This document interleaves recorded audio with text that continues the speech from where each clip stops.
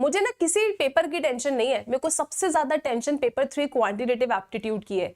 समझ ही नहीं आता यार कब किस क्वेश्चन में क्या फॉर्मूला लग जाता है, अचानक से आंसर कैसे आ जाता है, कौन सा ऑप्शन सही है। कभी कभी तो पता है ऐसा भी हुआ है कि मैंने क्वेश्चन सॉल्व किया और 4 ऑप्शंस में से एक भी ऑप्शन मेरा सेम आया ही नहीं, मतलब मैं क्या टिक करके आऊं। I am so scared of this quantitative aptitude. मुझे पता है ये वो सारे सवाल हैं जो आपके मन में कहीं ना कहीं घूमते रहते हैं और तुम सब लोग इतना ज्यादा परेशान हो जाते हो इस बेचारे से पेपर को लेके कि समझ में नहीं आता कि कैसे अच्छे मार्क्स स्कोर किया जाए क्वांटिटेटिव एप्टीट्यूड में। तो एक काम करते हैं, तुम्हारे मन में जितने भी सवाल हैं उन सभी सवालों के जवाब तुम्हें देते हैं और तुम्हें बताते हैं कि वो क्या सीक्रेट टिप्स है जो तुम्हें फॉलो करना चाहिए ताकि तुम बहुत ज्यादा अच्छे तरीके से क्वांटिटेटिव एप्टीट्यूड को पढ़ सको और बहुत ज्यादा अच्छा स्कोर कर सको। सो हाय बच्चा party, I am Shivani Sharma and I am your paper 3 quantitative aptitude educator. तो सबसे पहले हमेशा याद रखना भाई, कोई भी पेपर क्यों ना बना रहे, आपको हमेशा जल्दी स्टार्ट करना चाहिए पढ़ना, क्योंकि आप जितना जल्दी पढ़ना स्टार्ट करते हैं उतना ज्यादा आप समय इन्वेस्ट कर सकते हैं अपने सब्जेक्ट में, धीरे धीरे चीजों को समझ सकते हैं, बहुत सारी प्रैक्टिस कर सकते हैं। So you always have to start early. कभी ये मत सोचा करो कि यार अभी तो इतना टाइम है, एक काम करते हैं इस वाले पेपर को छोड़ के दूसरे पेपर की तैयारी कर लेते हैं। आई विल लास्ट में मैं ना इंपॉर्टेंट चैप्टर्स पढ़ के पेपर दे दूंगा तो शायद मेरा पेपर क्लियर हो जाए। ये सबसे बड़ी गलती है जो आप बच्चे करते हो। आपको प्रॉपर टाइम देना चाहिए, जल्दी पढ़ना स्टार्ट करना चाहिए। सो स्टार्ट प्रिपेयरिंग अर्ली और इसके साथ कवर मैक्सिमम सिलेबस। अब आप में से मैक्सिमम बच्चा एग्री करेगा कि आप ना पहले ही अपने माइंड में कुछ चीजें सोच के आ जाते हो कि यार मैं ना ये 5-6 चैप्टर्स पढ़ लूंगा और शायद ये 5-6 चैप्टर्स पढ़ के मैं अपना पेपर क्लियर कर लूं। This is the biggest mistake which you बच्चा डू। आपको ये गलती नहीं करनी है। स्टार्टिंग में जब आप पढ़ना स्टार्ट करते हैं ना, आपका ये टारगेट होना ही नहीं चाहिए क्या मैम ये चैप्टर छोड़ दूं, मैम इस चैप्टर को रहने दूं। नहीं, आपको अपना मैक्सिमम सिलेबस कवर करना चाहिए, बिकॉज यू नेवर नो कि आपने कहीं से सुना है कि यार ये चैप्टर मुश्किल है और उस मुश्किल चैप्टर से सबसे ज्यादा इजी क्वेश्चंस आ जाए और आप सुन के बैठे थे कि मैम ये लिस्ट ऑफ चैप्टर्स इजी हैं और इन इजी चैप्टर से बहुत ही ज्यादा हाई लेवल के क्वेश्चंस आ जाए। सो कुछ भी हो सकता है, राइट? आपको 101% यार तैयारी अपनी एकदम बेस्ट रखनी चाहिए, मैक्सिमम सिलेबस आपको कवर करना चाहिए। अभी तक पढ़ाते पढ़ाते मेरा ये एक्सपीरियंस रहा है बच्चे कि कुछ ऐसे चैप्टर्स हैं जो बच्चे मुझे बोलते थे मैम ये चैप्टर तो हमने सुना था बहुत मुश्किल है, लेकिन जब हम इसे पढ़ रहे हैं तो मैम हमें तो ये बहुत ईजी लग रहा है। तो जब तक तुमने अपने सिलेबस को देखा नहीं है आप जज नहीं कर सकते वेदर ये चैप्टर्स मुश्किल है या नहीं है। इसीलिए जब तुमने जल्दी पढ़ना स्टार्ट किया है तो तुम्हारा एक लक्ष्य होना चाहिए कि मैं अपना मैक्सिमम सिलेबस कवर करूंगा। समझ में आया? तो सबसे पहली जो टिप है जिसके थ्रू आप अपना एग्जाम अच्छा दे सकते हो वो ये है कि you have to cover your maximum syllabus. ठीक है, पहले से ऐसा माइंडसेट मत बना लो कि 5-6 चैप्टर्स ही पढ़ के जाऊंगा मैं, नहीं, आपके पास सफिशिएंट टाइम है, अच्छे से पढ़िए। उसके बाद जब आप अपना मैक्सिमम सिलेबस कवर करते हैं फिर जो नेक्स्ट इंपॉर्टेंट बात है जो आपको हमेशा अपने दिमाग में एकदम फिक्स रखनी है वो ये है कि आपका एक स्ट्रॉन्ग कमांड होना चाहिए कैलकुलेटर ट्रिक्स पे, क्योंकि हमारा पेपर ऐसा नहीं है कि आपके पास बहुत सारा टाइम है, नहीं, आपके पास लिमिटेड टाइम होता है इस एग्जाम को सॉल्व करने के लिए। तो you should have a good command on calculator tricks, आपको याद होनी चाहिए ट्रिक्स। उसके बाद जो मैथ्स के क्वेश्चंस में मैंने आपको बहुत सारी ट्रिक्स शेयर की हैं वो ट्रिक्स आपको कंठस्थ होनी चाहिए, आपको पता होना चाहिए यार ये ट्रिक मुझे कौन से क्वेश्चन में लगानी है।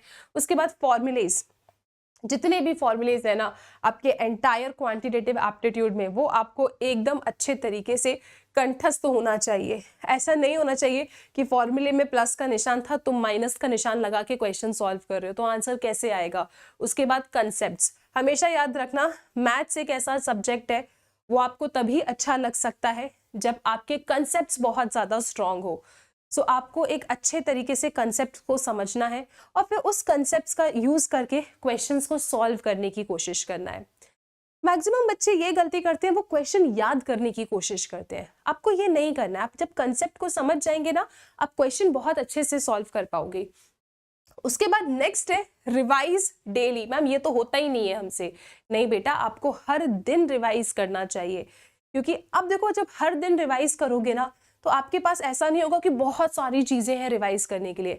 अब 15, 20, 30 मिनट भी अगर निकाल के सिर्फ ये थ्योरी ही देख लो कि अच्छा ये इसमें कंसेप्ट था, ओके ओके ठीक है। आप अगर रोज रिवाइज करते जाओगे कि हमने पिछले क्लास में क्या पढ़ा था तो आपके दिमाग में वो चीज इकट्ठी होती जाएगी, आप भूलेंगे नहीं।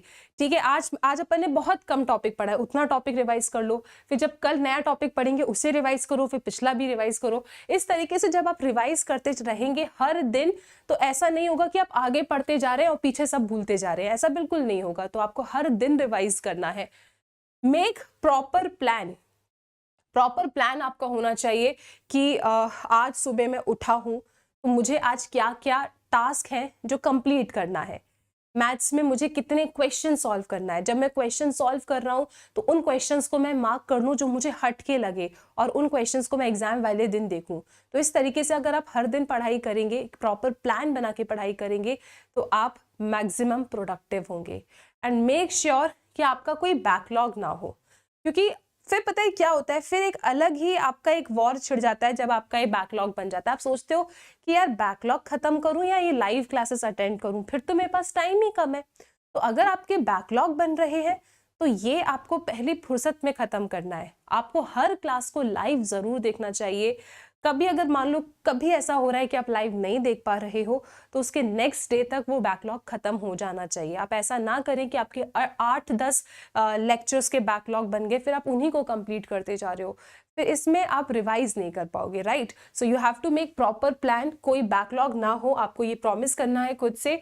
एंड सबसे ज्यादा इंपॉर्टेंट चीज जो आई थिंक हमारा पेपर 3 रिक्वायर करता है वो ये है, सबसे बड़ी रिक्वायरमेंट इस पेपर 3 की है, practice practice and practice. You have to do lot of practice. बहुत सारे क्वेश्चंस की तुम्हें प्रैक्टिस करनी है।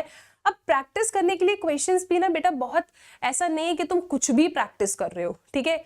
आपको अपने स्टडी मटेरियल के क्वेश्चंस प्रैक्टिस करने चाहिए, आपको पास्ट एग्जामिनेशन क्वेश्चंस की प्रैक्टिस करना चाहिए, आरटीपी के क्वेश्चंस की प्रैक्टिस एंड एमटीपी के क्वेश्चंस की practice. If you are doing this much it's more than sufficient to score good marks in quantitative aptitude. इससे ज्यादा और कुछ भी अलग अलग तरीके के क्वेश्चंस बना के उन पे अपना सर फोड़ रहे हो कोई मतलब नहीं है, ठीक है। This is sufficient, trust me. और हम इन सभी क्वेश्चंस की प्रैक्टिस अपने क्लासेस में करते हैं, ओके। तो आप बिल्कुल हर एक सेशन को फॉलो कीजिए जो अभी आप लोगों के लिए लाइव है यूट्यूब पे। आप हर एक सेशन को फॉलो करो, आपकी हर एक वैरायटी कवर हो जाएगी और आप में एक अलग ही लेवल का कॉन्फिडेंस आएगा, ठीक है। नेक्स्ट इंपॉर्टेंट है, make your own notes and formula sheets.